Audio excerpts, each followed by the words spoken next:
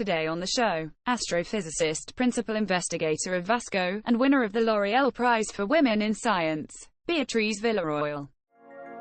My team is searching for objects that have vanished or appeared during 70 years on our night sky. This includes a number of exotic astrophysical phenomena, including stars that collapse directly into black holes. It also includes possible signatures of ET. Our research is basic research, which means that it contributes to human knowledge and aims to answer some of the most profound questions. For example, are we alone here?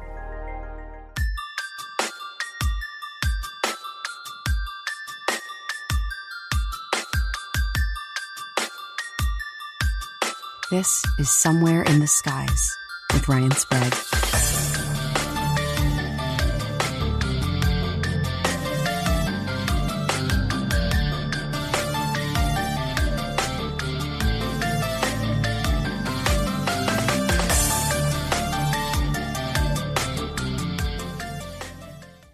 Beatriz, thank you so much for joining us today on Somewhere in the Skies. It's a pleasure. Yeah, we're really excited to talk to you. When Chrissy and I first heard about your work and we saw that you were the winner of the 2021 L'Oreal UNESCO for Women in Science award, we were like, yes, this is someone we have to talk to, not only because of the amazing work you've done, but highlighting the work of women in science, which is an issue a lot of the times when it comes to who's at the forefront of talking about these things.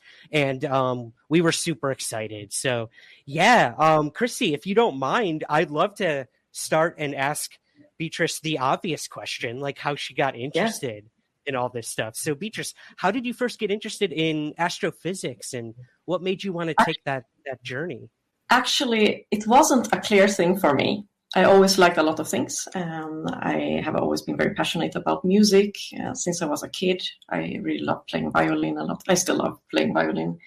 At the same time, I was quite intrigued by science, and as a teenager, I was particularly interested in molecular biology, and I thought that it was so cool, like how DNA becomes a protein and all these things. However, with time, I discovered that there were many questions in astrophysics that intrigued me as well. And since I was a kid, I was always kind of a nerd. I loved Star Wars and all these things. And so astronomy has kind of been very natural for me, like a choice. Right. Well, you're talking to two Star Wars fans here as well. Right. So you're in good company. I love that. I love hearing the origin story of how people get interested in what they do. Chrissy, do you want to take it from here? Yeah, you said music. You brought up the music part. Have you been able to bridge music and your passion for it into the work that you're doing in science? Have there been any intersections of that? Actually, I was organizing for several years chamber music concerts at my alma mater, where I did my PhD. During those years, I was doing my PhD studies. I also organized these concerts and sometimes played on them. So I did that. It has been very important for me to kind of keep the music alive. I can't function unless I both do music and science at the same time. Yeah, and you have like two research fields. Can you break them down a little bit for us and like what they consist of? So one of the things I like working with is active galactic nuclei.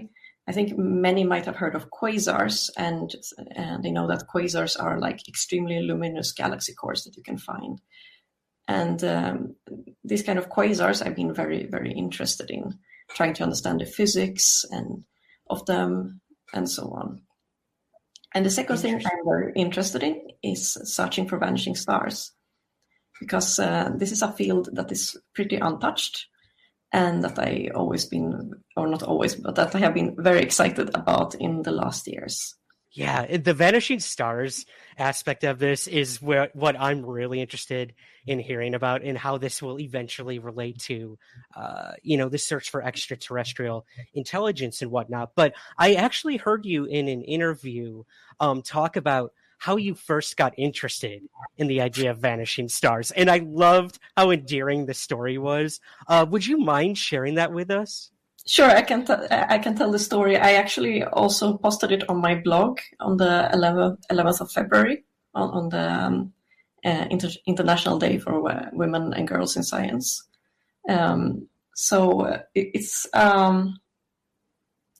I was younger. I was, I think either I was in my undergrad years or I was a PhD student. I don't remember exactly, unfortunately, when it was. I used to write some kind of fables and short stories, and whenever I had something I wanted to tell, I usually typed it down for myself. I usually never share these stories, or very seldom I share it with someone.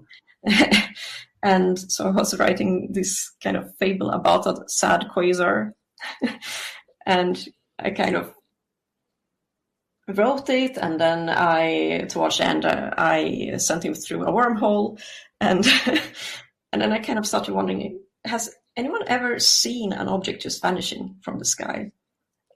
Has nothing to do with science, absolutely nothing with science. It was just,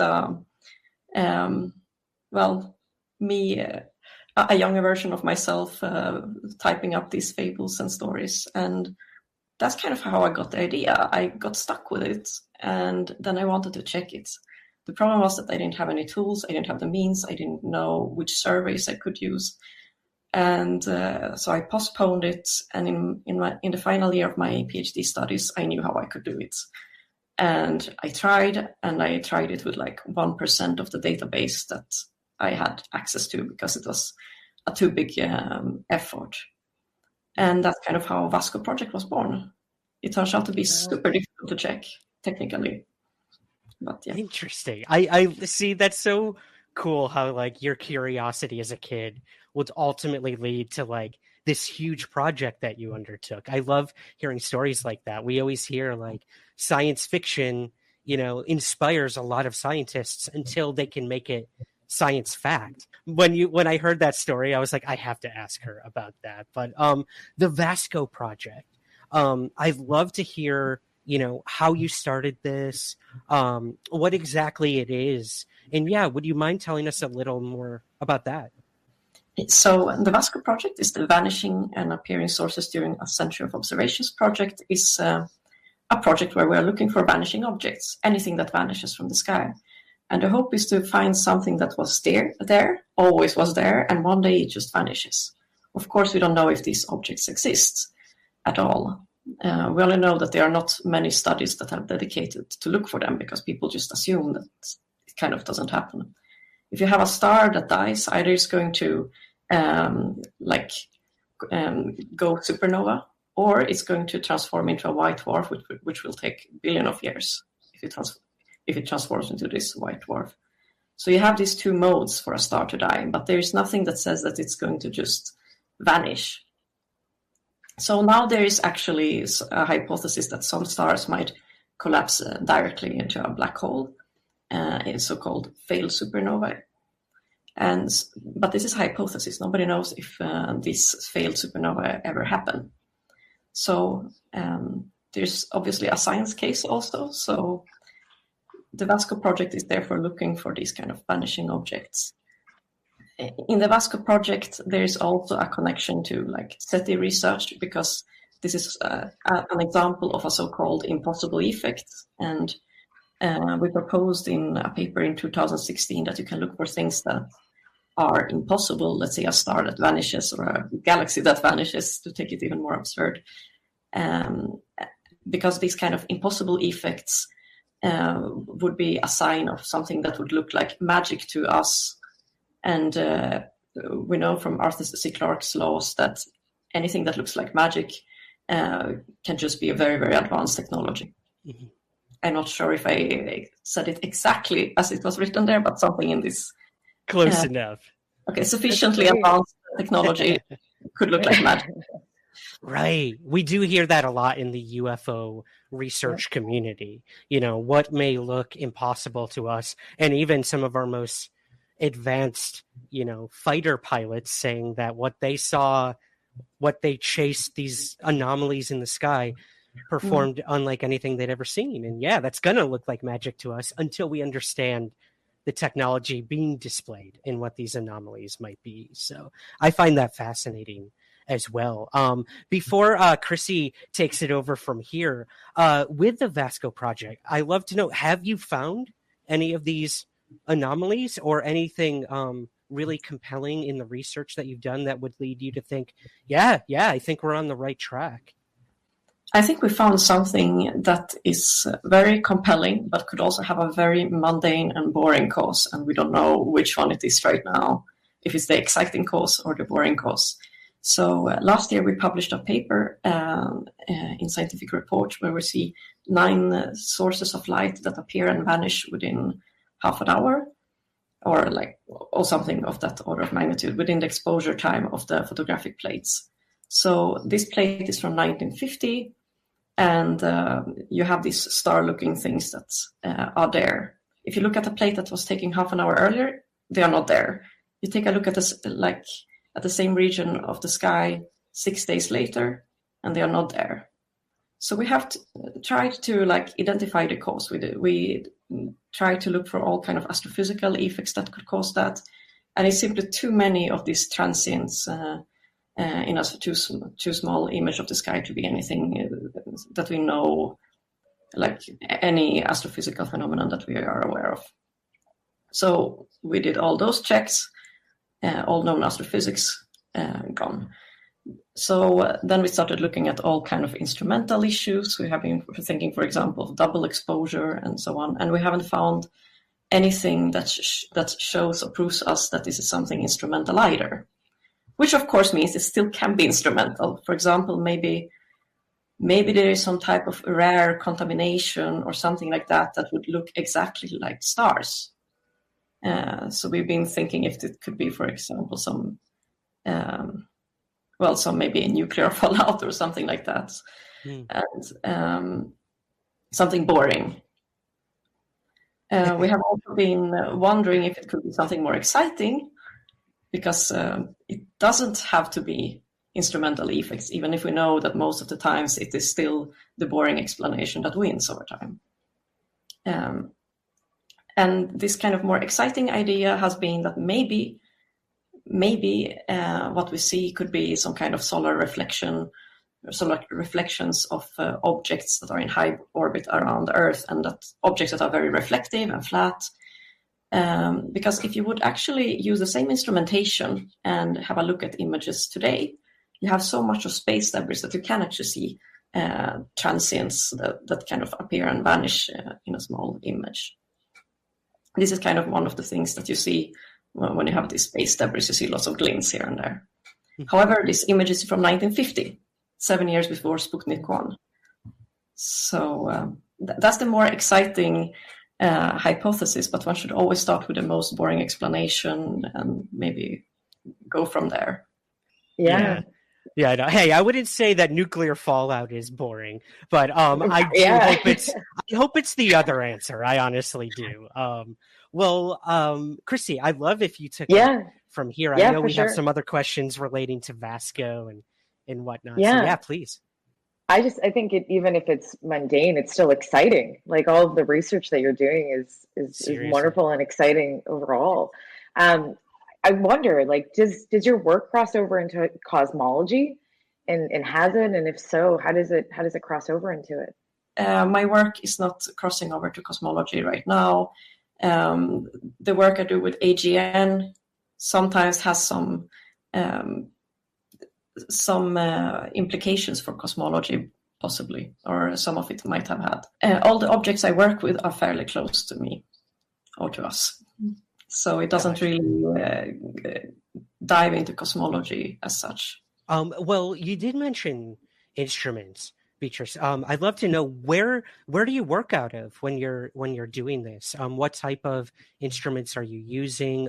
Is this an observatory in Sweden that you use, or how does that work? It's much simpler for me in this sense. I don't work with the instruments directly myself. I use public data from surveys that have been done by other astronomers. For example, I use images from the Sloan Digital Sky Survey. I use images from the Palomar Sky Surveys, these images that were taken in the 50s and 60s and so on. That actually bleeds into my next question then. Citizen science. How can people, who amateur astronomers or people like that, how can they actually be a part of the research, I guess, is my question. And how far have you gone into the citizen science realm?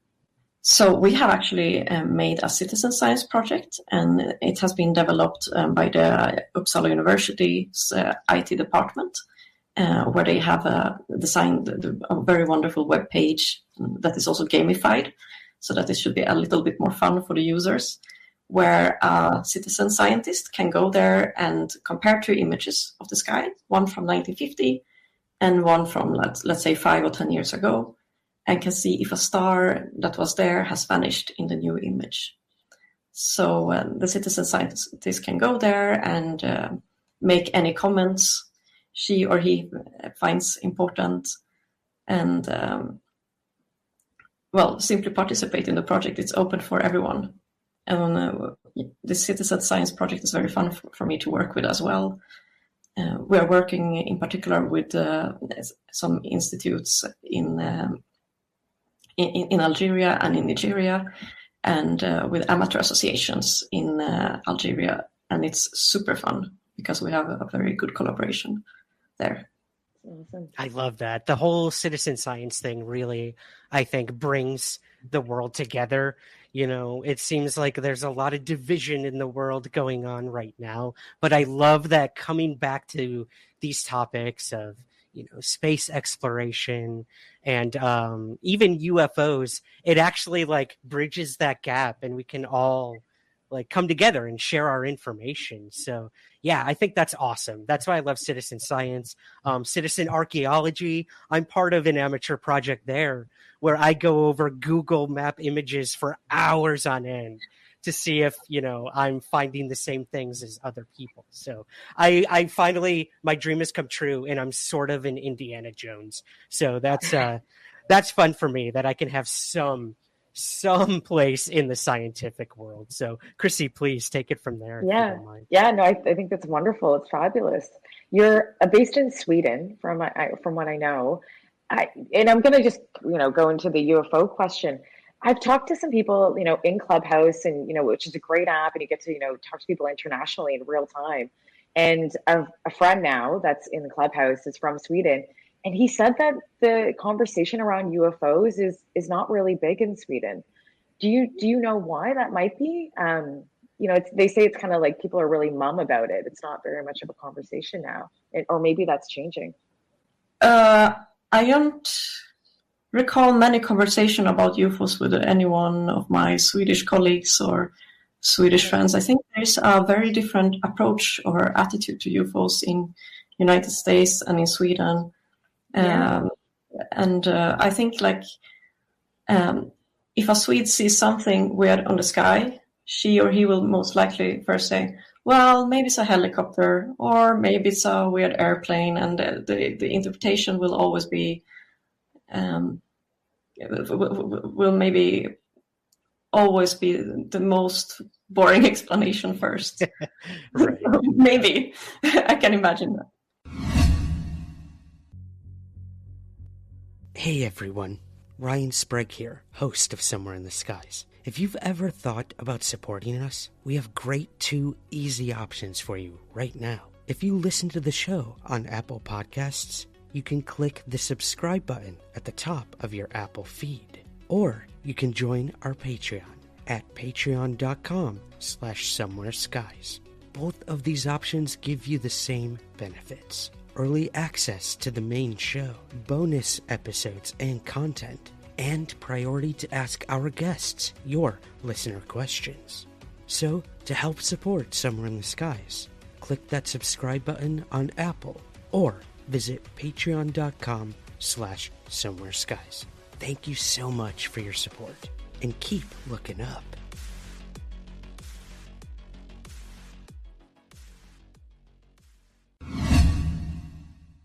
I'd love to kind of play off of that, Beatriz. The idea of UFOs. A lot of people do believe that these are craft, or these are some sort of intelligence that might be extraterrestrial in origin. So in the research and work you've done, has there ever been any compelling data that would lead you to believe that there might be extraterrestrial intelligence out there? interstellar even. What do you think about the whole idea of these UFOs people seeing on Earth could be piloted or in control by some sort of, I guess, ET?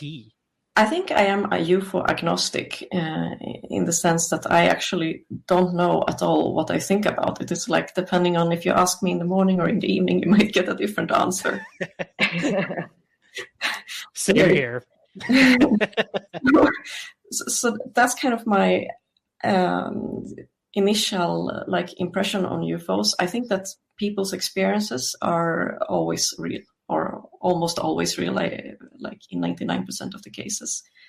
On the other hand, I don't know if I would attribute them to anything supernatural. That's exactly what I hope to find out. If there is something let's say, if there is something like extraterrestrial behind this kind of sightings. That's something I think it would be super cool if I had a chance to find out during my lifetime as a researcher. On the other hand, I think there is a very wonderful opportunity for astronomers to study anomalies on the sky now, especially if there is some kind of support for that UAP sightings might be real sightings of something anomalous. I think it brings a wonderful opportunity for projects like the Galileo project.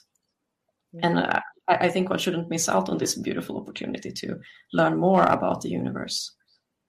But so far, I must say, I haven't seen anything that has convinced me in science that there is that ET has been here. But there are things that some indications that one might see published in the scientific literature, and that says that the question is justified to pose and that we should be looking. Maybe more like that. I love that. At least you're willing to ask the question, because I feel like for so long, many in the scientific community weren't willing to do that. And we do see individuals, kind of putting, let's be honest, their reputation on the line and saying, we need to ask this question. That is part of the scientific method. You have people like Avi Loeb with the Galileo project. You have your project with Vasco and searching for dying stars and what that could mean. So I guess kind of playing off of that, I'd love to know, SETI, is this a organization that you've ever worked with? And what do you think about their idea of searching for extraterrestrial intelligence through such things as radio waves? Do you think there are more beneficial ways that we could be trying to search for ET intelligence or even communicate with them other than just radio signals? I think looking for radio signals is a fantastic first idea to explore, and one has been doing it since the 1960s. And I think there's a very wide parameter space one can look into, and I think it's great that they are doing these searches in California. I think, however, that one can also try different methods. I think, for example, expanding searches in the optical, expanding searches with other methods.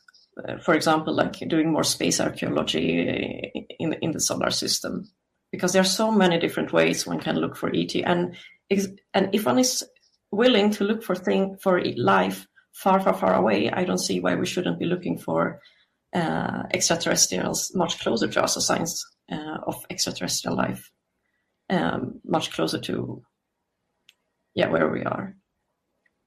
If the UFOs really are caused by extraterrestrials, it means that it's a low-lying fruit or low-hanging fruit for a scientist to sort out.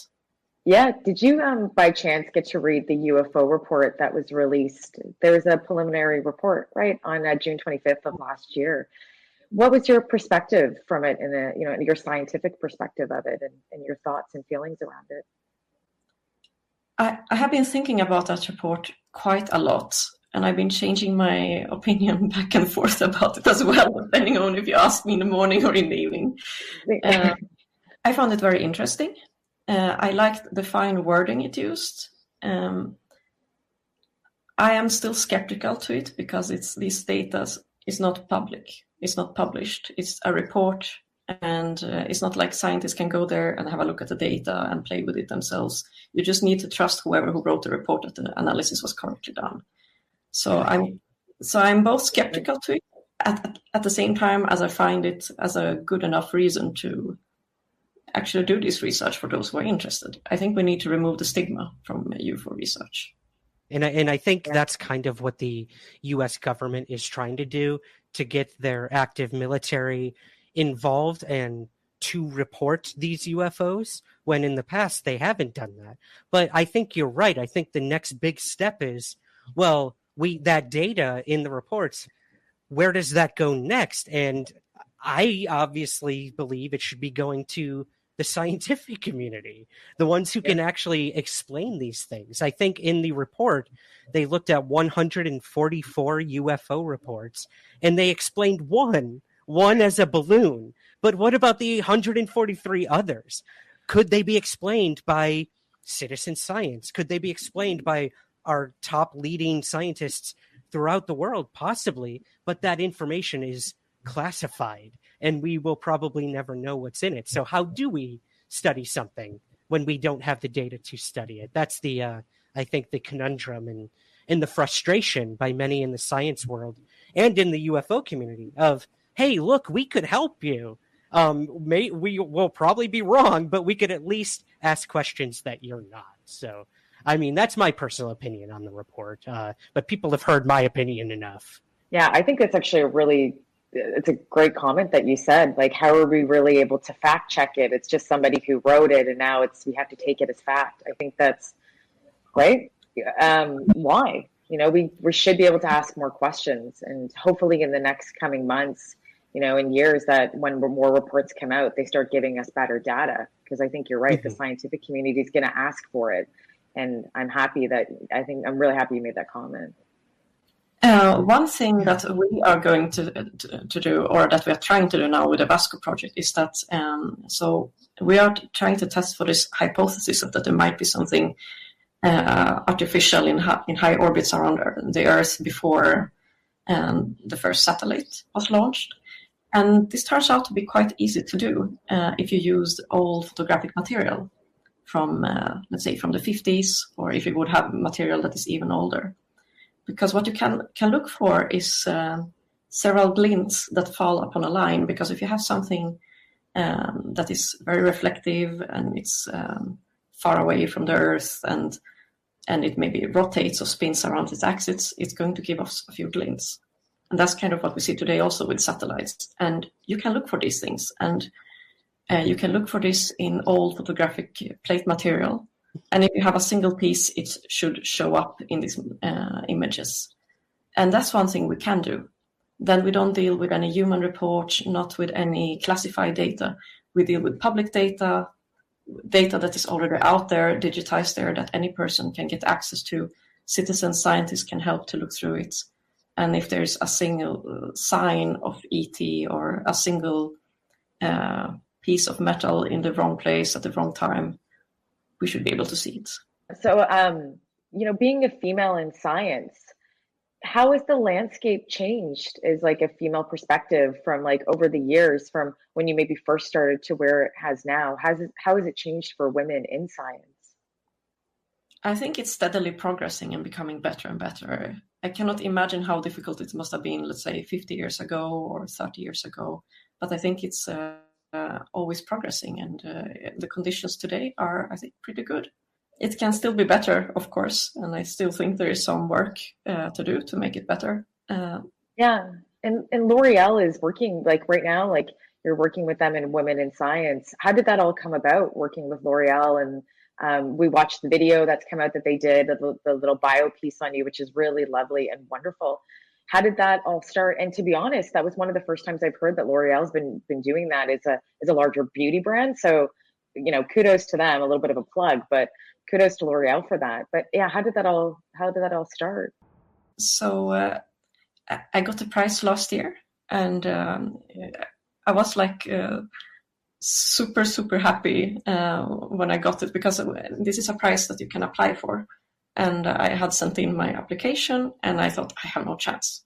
Like, I just applied, like, for fun. I did the best, of course, with the application. And then when I got the letter, I was super shocked and super happy. I couldn't believe it that I got the prize. And so then, well, of course, we got to know the organizers of the prize, and it was great because we were invited for a virtual ceremony, because it was during the time of the pandemics, which means that they couldn't have the normal ceremony where 100 people are usually there and having dinners and all these fancy things like having beautiful dresses. Yeah, I like these kind of things, like ceremonies. Anyway, we had a virtual ceremony instead, so they were filming, and it was super cool because they also took very nice photos with a professional photographer. I thought it was super fun, everything. Yeah, I can imagine. And, even to keep on the topic of women in science, do you have any advice for women, young women that want to get into this topic and are curious and, are interested in science? Do you have any advice of how they can start their career in that field? My most important lesson has been to trust the gut feeling. Don't listen to senior scientists. Trust your gut feeling. If you feel that something is interesting, you follow that, even if the other ones say that this is boring or uninteresting or something like that. I'm worried sometimes that maybe as the longer we are in science, the more we kind of gaslight this inner gut feeling we have. Like we always self-gaslight us and say, maybe this is not so important or so. No, I think one should just trust it and follow this intuition towards what you want to work with. That's my advice. Yeah, the questions you're asking in the projects you're involved with are some of the most profound questions we can ask of humanity. Is there life out there? What is out there? What comes next?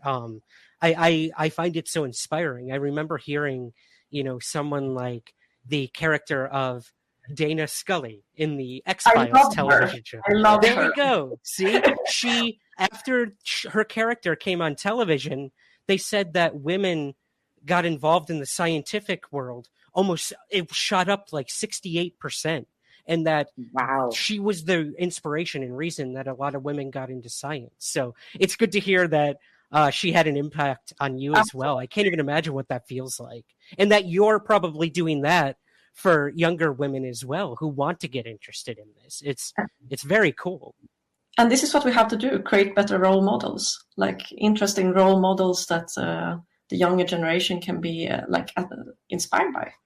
Yeah, science is, hopefully becoming cool again in many ways, and women are getting excited about it and they want to join in the community and learn more and research. I think it's fabulous. Hopefully we'll see more in the years to come. I think absolutely. Well, what's to come? That's what I'd love to ask just to kind of wrap things up. Two questions for you. And the first one's kind of big. Say there is an extraterrestrial intelligence out there somewhere, or just something non-human that will possibly make contact with Earth or has made contact. What do you want that to be? Do you want it to be alien? Do you want it to be interdimensional? Do you want it to be humans from the future coming back and visiting us? Is there any true answer to this UFO question that you personally want? Yes. I would wish it to be some aliens with a very strong interest into art, that would compose a lot of beautiful music and share all these art with us so that we could get enriched culturally. Like for example, we have all these wonderful composers all over the world today, but imagine if we could get a factor 100 more music coming to us to listen to. Right. That's what I would like. I love that. More art is definitely what we need. And who's to say some of these composers aren't aliens? I mean, some of the things they do are. Yeah.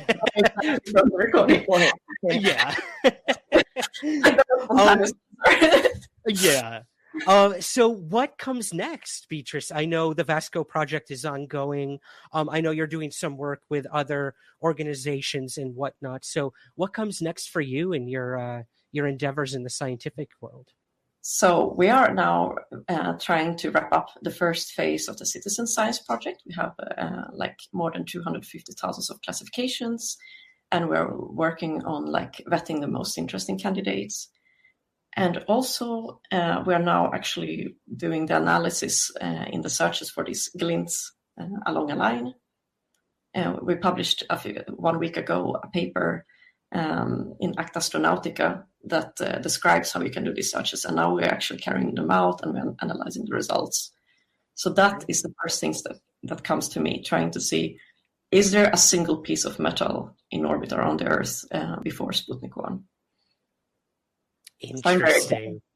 So that would that sort of fall into the realm of technosignatures, some sort of technology that is not from here or originated on Earth? Would that be considered something technosignature-esque? Yes, it would be a technosignature, but right in our own backyard. It would be, let's say, if ET threw some space trash on the way to the Earth, then we would see that. Give us all your trash, aliens, for sure. Right. We will study it till the end of time. Exactly. We'll be in museums forever. Yeah. So I'm excited with this bit of the project. So let's see if it gives us any consistent results or so. And I think even leaving with the concept of space trash is like, I think it's awesome, and I'd love the whole fact. Like you look at alien artifacts and things to that. So I'm just glad that we're looking in all different areas. So it's exciting. It's very exciting. Beatriz, there's so much for me to go think about right now after this conversation. And that's what it's about. It's about making people think and keeping that curiosity going.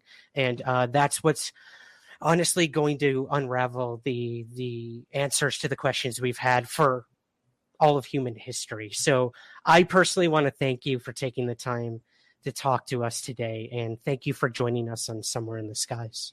Thank you for inviting me. I'm very happy you did. And I want to contribute to destigmatizing the UFO topic.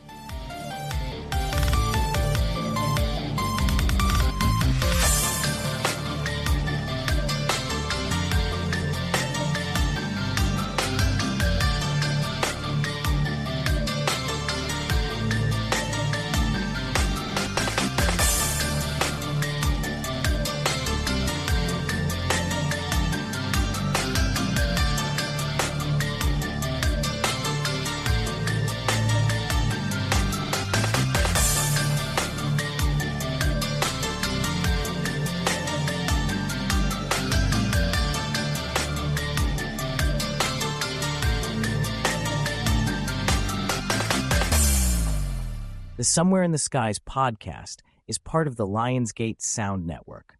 Please take a moment to rate and review the show on Apple Podcasts, Spotify, or wherever possible. Thank you for listening.